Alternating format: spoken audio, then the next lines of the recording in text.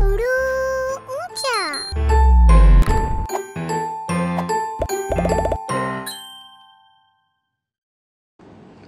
हम वो अल्फाज सीखेंगे जिनमें गैन दरमियान में इस्तेमाल हुआ है। मुर्गी, मगज़, मगरिब। मेरे साथ दोहराएं। मुर्गी, मगज़, मगरिब। मुर्गी, पाक पाक पाक पाक पाक पाक। मुर्गी ब्राउन, सफेद और काले रंग की होती है। मुर्गी अंडे भी देती है और इनसे प्यारे प्यारे चूजे निकलते हैं। मुर्गी के बच्चों को हम चूजे कहते हैं। और पता है क्या, हम मुर्गी का गोश्त और अंडे भी बड़े शौक से खाते हैं। मगज़, मगज़ दिमाग को कहते हैं। ये जिस्म का एक बहुत ज़रूरी हिस्सा है। हर इंसान, जानवर, परिंदे सब दिमाग का इस्तेमाल करते हैं। दिमाग हमें बताता है कि हमें अब भूख लग रही है और हमें खाना खाना चाहिए। हमें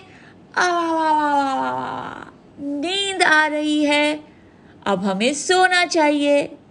अरे, स्कूल का काम अभी बाकी रह गया है तो इसे मुकम्मल करना चाहिए। हमारी हर हरकत को दिमाग कंट्रोल करता है। मगरिब, सूरज जहां गुरूब होता है उसे मगरिब कहते हैं। इंग्लिश में उसे वेस्ट कहते हैं। इन अल्फाज को फिर से पढ़ते हैं। मुर्गी, मगज़, मगरिब। इन तस्वीर को गौर से देखें और बताएं कि इनमें किन अल्फाज के दरमियान में गैन लिखा है। बिरयानी, मुर्गी, नाक, मगज़, सूरज, मगरिब। बिरयानी, क्या इस लफ्ज़ के दरमियान में गैन आया है? जी, बिल्कुल सही। इस लफ्ज़ के दरमियान में गैन नहीं इस्तेमाल हुआ है।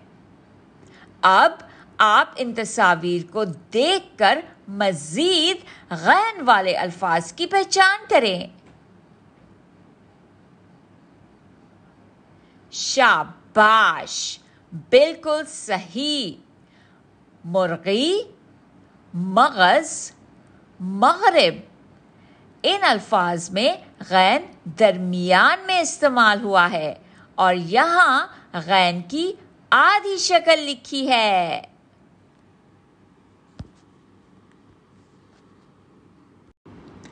चलें अब हम गैन लिखना सीखते हैं। पहले इंग्लिश का लेटर सी बनाएं। अब इसके नीचे बड़ा सी बनाएं और ऊपर एक नुक्ता लगा दें, बिल्कुल ऐसे। गैन। चलें अब दोबारा लिखते हैं। पहले इंग्लिश का लेटर सी बनाएं। अब इसके नीचे बड़ा सी बनाएं और ऊपर एक नुक्ता लगा दें, बिल्कुल ऐसे। गैन। बहुत उम्दा।